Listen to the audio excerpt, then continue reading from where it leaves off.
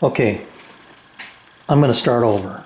And what I'm going to do is, I went up on my computer and figured instead of 1/4 inch spacing, I'm going to go 5/16.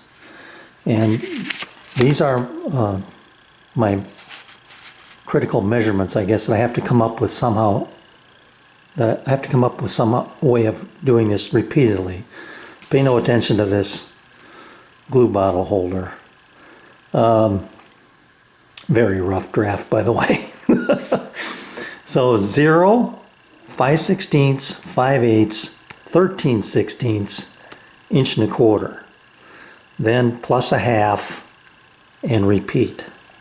So I need to come up with these 4 settings. 5/8 and 1.25 inches are no problem. It's going to be these two. So I'm going to maybe make spacer blocks or see if I can come up with something. All right, hopefully you can see that. What I did was I put on a coat of super glue, sanded that in, or basically spread it out, put on a second application, and then used my sandpaper, let it sit for a little while, sprayed it with accelerator, and then I hit the whole thing here with 150 grit. That accelerator actually makes it bubble up a little. So I might have been better off just to leave it alone and let it dry naturally. But I'm going to give this a try and see what happens. It's pretty good. So what I did was I ran this through my table saw with my push stick. And got it close, within 1/2 thousandths or 1/1000th, and then used sandpaper on my granite table top there and just gently moved it back and forth. And at one point this end got to 3125, but this end was still too high, so concentrated here, and now I've got a pretty uniform thickness. It's close enough. I mean, okay, 2 things. Much better results, and I don't know whether I can put that on the super glue or put that on the spacing, but a lot less chip out in between the holes. The other thing, it didn't take me long to realize that 5/16 plus 5/16 is 5/8. And so once I got that into rhythm, using 2 5/8 inch spacers along with my homemade 5/16, I was I was able to churn along much faster than I did on the original setup. There were a lot of spacers on this table that I didn't use. I just kind of kept, I don't know, it just worked. I'll put it that way. So I'll clean this up, and then we'll come back and hopefully move forward. But this looks good to me. Much cleaner. Only other thing I changed was, instead of using a 5/8 spacer between rows, I just used 1/2 inch. And I like that look better too. Alright, I spent the last few minutes, first of all I cut down my cribbage board to close to its final width and length. I'll use my hand plane to take care of the sides here from the saw marks. And the end is actually pretty good right off the saw. But I've centered it up on this block, and what I wanted to do was figure out what the deck of cards is going to sit in a recess that I'm going to route out, and then I'll just drill a circle here for the pegs.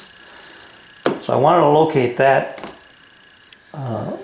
area, and I'm not quite sure what I'm going to do, if I'm going to drop this into here or basically build a mitered frame around this. All right, you got the pocket cut. That looks good. So you'd have your cards in here. Board would sit on top.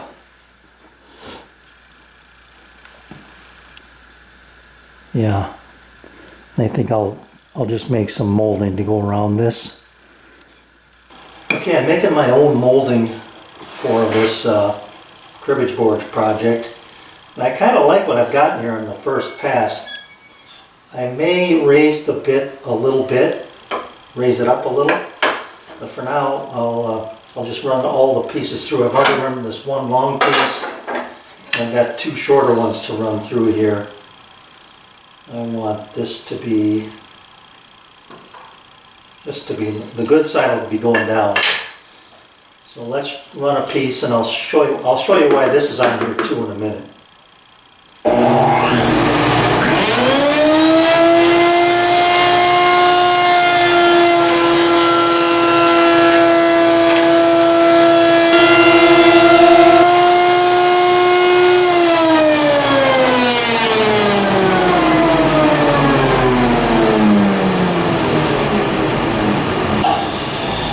Alright, that's nice. That's a good clean cut. No burned spots or anything like that.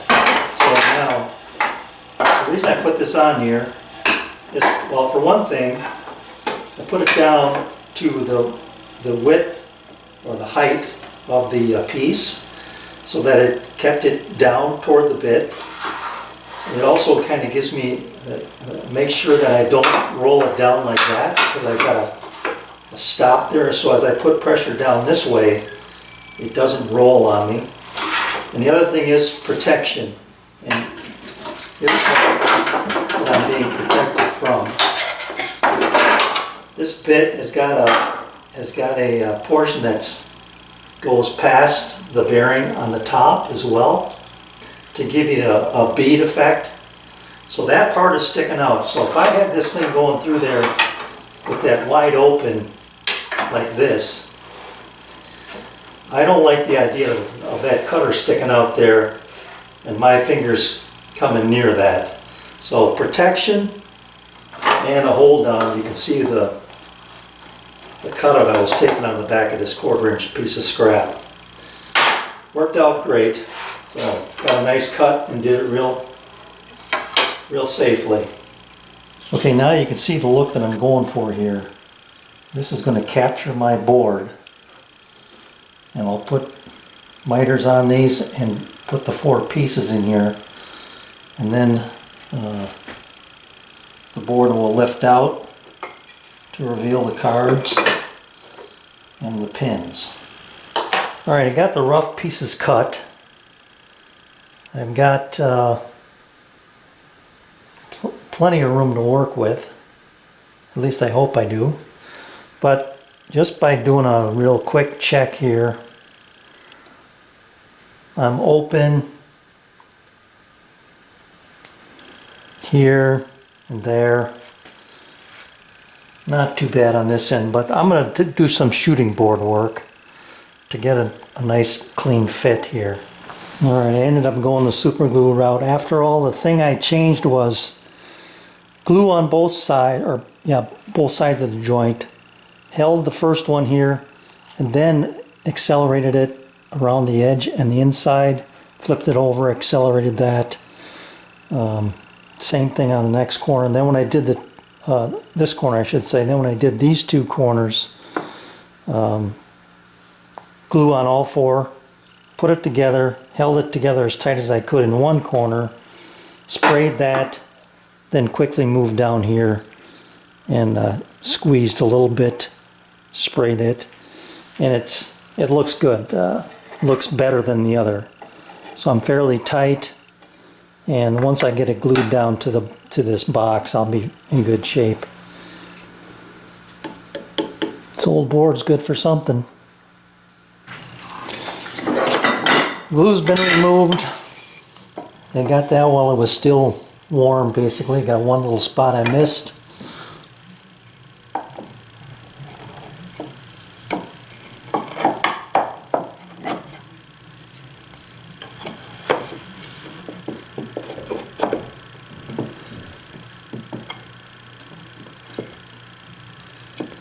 Well, you know what? It might take a little thinning from both ends. length and width. At any rate,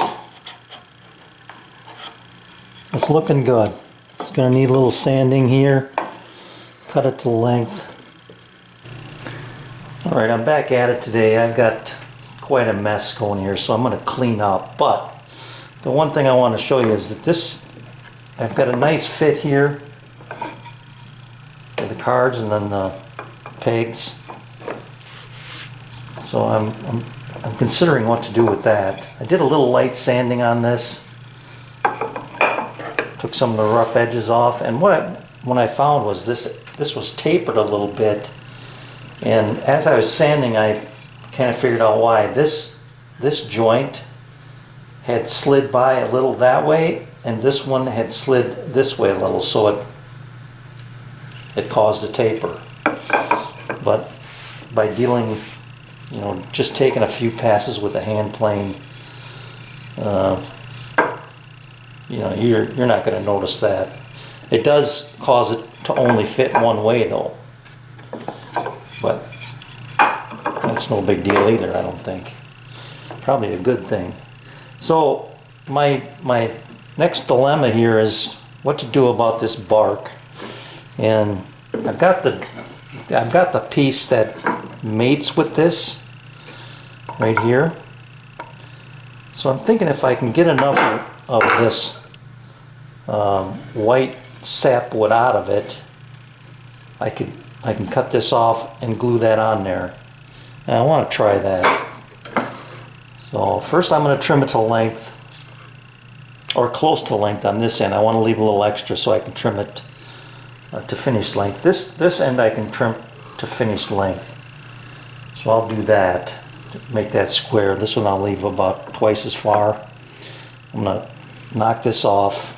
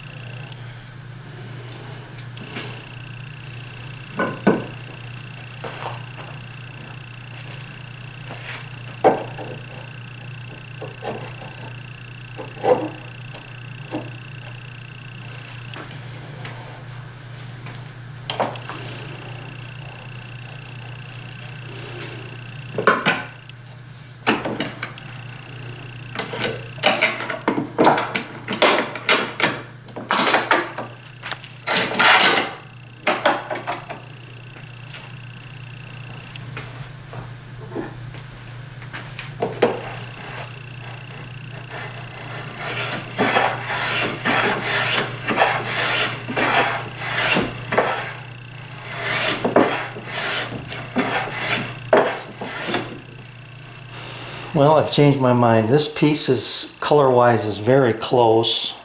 It does have some transition in it, but I think it'll blend pretty well.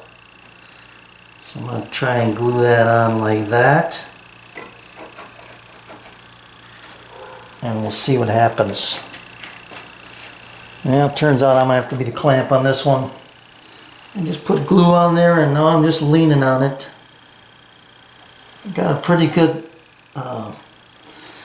grab right away because I put the glue on and kind of skinned it with my finger, and both sides were like, first of all that helps the glue penetrate the wood, but that thin layer kind of tacked up right away.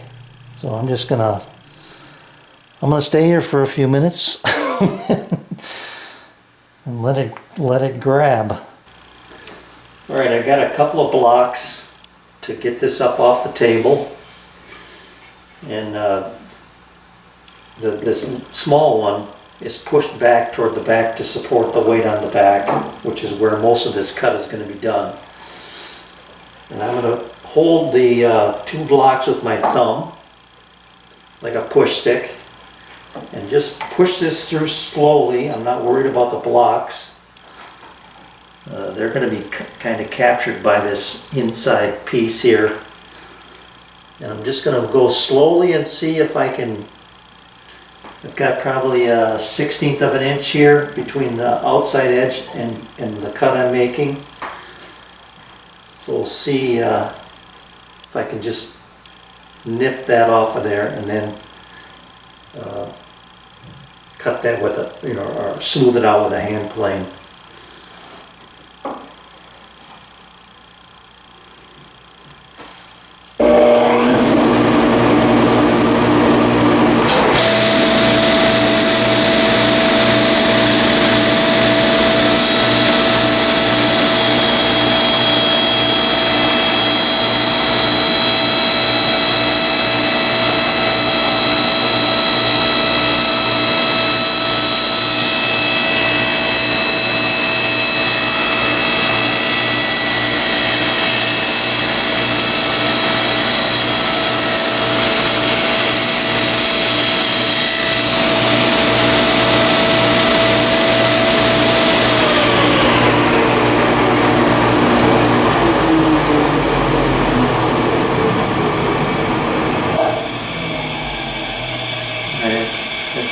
Pretty well. I didn't have the saw blade set high enough. I've got my stabilizer on there. If I hadn't had that on there, I would have been able to go higher. But I'm just going to finish that with a handsaw anyway and be done with that.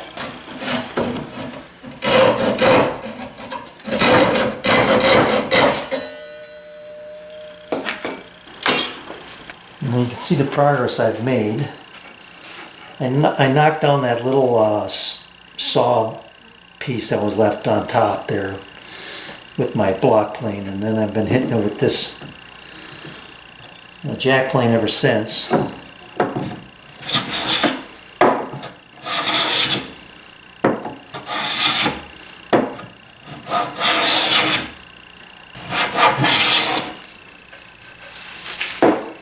There we go.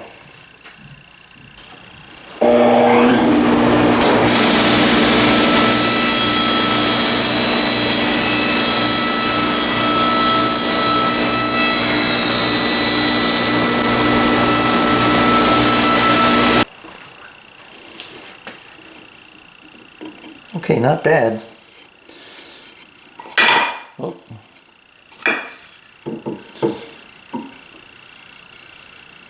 I mean, that's a definite line there, you can see that, but I think once I get it trimmed to length here and dress it up a little bit, it certainly looks a lot better than that bark. So I'm happy with that repair. Not extremely happy, but happy. So, alright, there she be. After a little sanding, I trimmed this length just a hair to get that little relief so that you can pick it up and take it out. But, like I said earlier, I don't want this falling out like that. You know, when you turn it over, that's not the way you want to get this thing open. So my thought is I'm going to put a rare earth magnet both sides. Bury them a little deep so they don't, hammer shut. There's that attraction there enough to hold it together.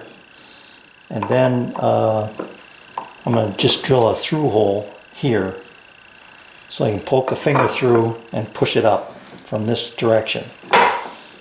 Release it from the magnet and then pull it out. And then that'll keep it from falling out and possibly losing your pegs. I'm just going to use 3/8 magnets here, and one way to make sure that you put them in correctly is just leave them together. Take a marker and put a black dot on the opposite sides. When you install them, the black dot goes down in both workpieces. So I'll just set these aside for now. I got my centers laid out here, and here. They're centered this way as well. So I'll drill my holes, and then it's going to be a press fit. I drill these 64th inch smaller and just press them into place, and that seems to work pretty well. And I've got that started.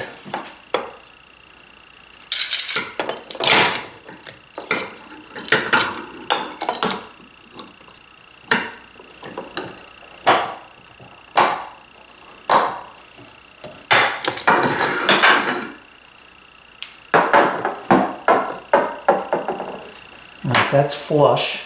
Well, I'm going to see how it works. There should be my access hole. I put a chamfer on both sides of this.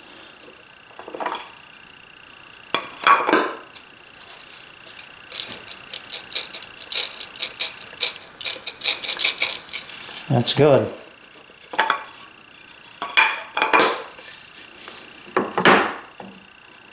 So a little touch-up sanding here and there. I think that's a nice project.